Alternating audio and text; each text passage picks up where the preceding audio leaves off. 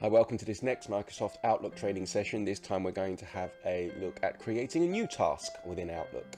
So as you can see, I've got my tasks window open already on the computer.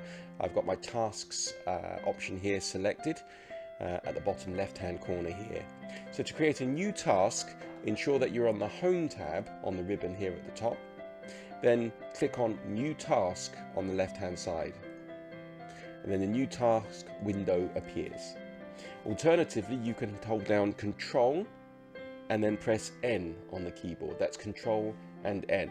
I'll give that a quick demonstration for you. So if I just click on the top right hand corner to close the new task window, I'm going to hold down Control and N, and you can see I've got a new task appeared.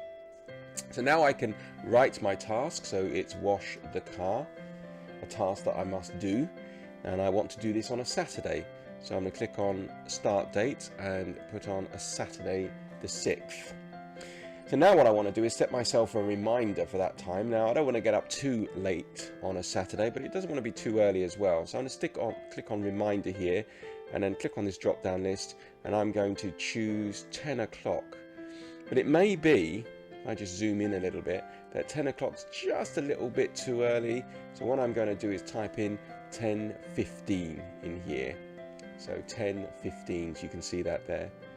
And then what I'll need to do is I need to make sure that I hose under the car to get all of the grime and the salt in that, because it is winter time after all.